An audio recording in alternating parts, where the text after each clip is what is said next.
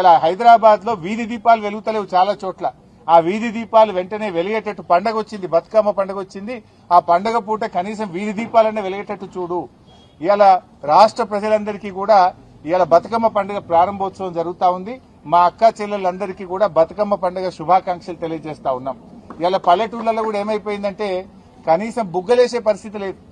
General గా తల్లిగారింటికి పోతుంటారా మా అక్క చెల్లెళ్ళు. ఇలా గ్రామాల్లో కేసీఆర్ గారు ఉన్నప్పుడు మిషన్ కాకతీయలో చెరువులు బాగు చేసి బతుకమ్మ మెట్లు కట్టించాడు, బతుకమ్మ ఘాట్లు కట్టించాడు. పండుగను అద్భుతంగా జరుపుకోవడానికి ఫ్లడ్ లైట్లు వేసేవాళ్లు, రోడ్లు వేసేవాళ్లు, మొత్తం గడ్డి చెక్కించి అద్భుతమైనటువంటి సౌకర్యాలు ఉండేవి. కానీ ఇలా రేవంత్ రెడ్డి పాలనలో గ్రామాల్లో ఒక్క రూపాయి లేదు. పంచాయతీ సెక్రటరీలు అప్పులపాలైపోయినారు, సర్పంచులు లేరు, ఎంపీటీసీలు లేరు, ఎలక్షన్లు పెట్టే ధైర్యం రేవంత్ రెడ్డికి లేదు. గ్రామ పంచాయతీల్లో నయా పైసా లేదు. కనీసం పండగ పూట కూడా కాలిపోయిన బుగ్గలేసే పరిస్థితి లేదు. పండగ పూట గ్రామాల్లో చెత్త ఎత్తే పరిస్థితిలో ట్రాక్టర్ల డీజిల్ దిక్కులేని పరిస్థితి.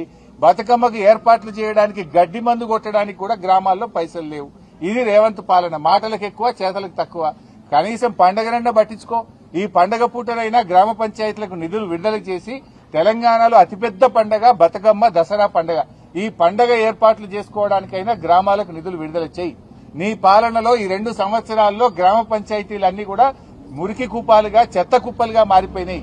ఇప్పటికైనా కళ్లు తెరువు, గ్రామ పంచాయతీలకు నిధులు ఇయ్యి. బడా కాంట్రాక్టర్లకు కాదు బిల్లులు ఇవ్వాల్సింది, గ్రామాలకు ఇయ్యి. పేద ప్రజలకు ఇవ్వాల్సిన డబ్బులు ఇవ్వు. గ్రామాల్లో వరదల్లో మునిగిపోయిన పంట పొలాలకు సహాయం చెయ్యి. వరదల్లో మునిగిపోయిన పేద ప్రజలకు నిత్యావసర వస్తువులు అందించు. వారికి ఆర్థిక సాయం అందించాలని చెప్పి మేము డిమాండ్ చేస్తున్నాం.